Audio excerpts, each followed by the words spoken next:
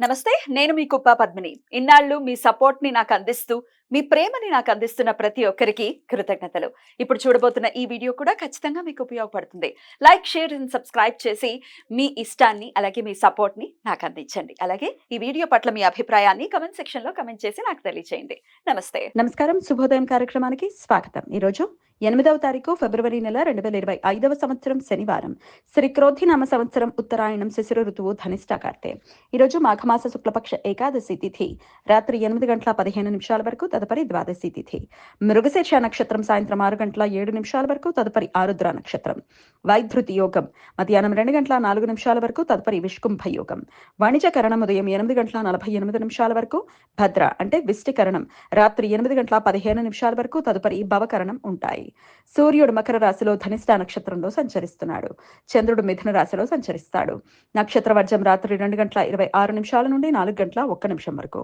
అమృతకాలం ఉదయం 9:31 నుండి 11:05 వరకు. హైదరాబాద్ ప్రాంతం వారికి సూర్యోదయం ఉదయం 6:46 సూర్యాస్తమయం సాయంత్రం 6:15 చంద్రోదయం మధ్యాహ్నం 2:16 చంద్రాస్తమయం రాత్రి 4:08 అభిజిత్ ముహూర్తం మధ్యాహ్నం 12:07 నుండి 12:53 వరకు. దుర్ముహూర్తం ఉదయం 6:46 నుండి 8:18 వరకు.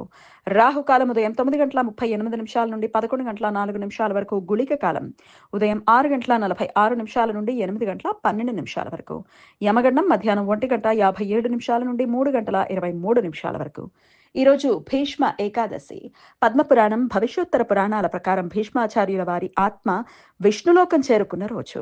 అంతేకాకుండా భీష్ముల వారు అంపశయ్య మీద ఉన్నప్పుడు శ్రీకృష్ణుడి సమక్షంలో పాండవులకు శ్రీ విష్ణు సహస్రనామ స్తోత్రం ఉపదేశం చేశారు.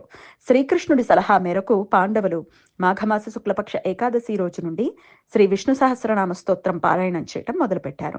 అందువలన ఈరోజు శ్రీ విష్ణు సహస్రనామ స్తోత్రం జయంతి. ఈరోజు భక్తులు ఉపవాసం ఉండి విష్ణుమూర్తిని శ్రీ విష్ణు సహస్రనామ స్తోత్ర పారాయణంతో పూజిస్తారు. అంతర్వేది శ్రీ లక్ష్మీ నరసింహస్వామి దేవాలయంలో లక్ష్మీ నరసింహుల కళ్యాణం జరుగుతుంది. అన్నవరం, యాదాద్రి, సింహాచలం, భద్రాచలం, తిరుమలలో ప్రత్యేక పూజలు, కార్యక్రమాలు, రథోత్సవాలు జరుగుతాయి.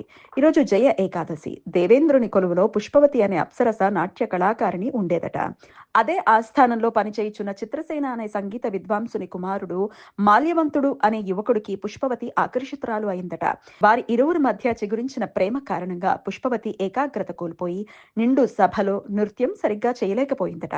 అసహనానికి గురైన దేవేంద్రుడు ఆ జంటను పిశాచులుగా మారమని శపించాడు.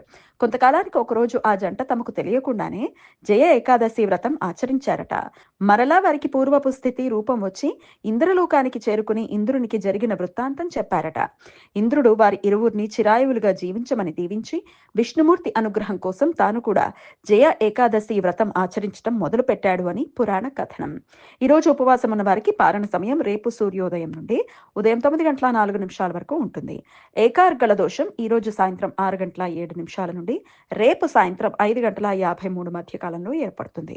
విష్కుంభ యోగం జరుగుతున్న సమయంలో రవిగ్రహం ధనిష్ట నక్షత్ర సంచారం, చంద్రగ్రహం ఆరుద్ర నక్షత్రంలో సంచరించే సమయంలో ఈ ఏకార్గళ దోషం ఏర్పడుతుంది. ఈ దోష సమయంలో శుభకార్యాలు చేయడానికి అనుకూలం కాదు.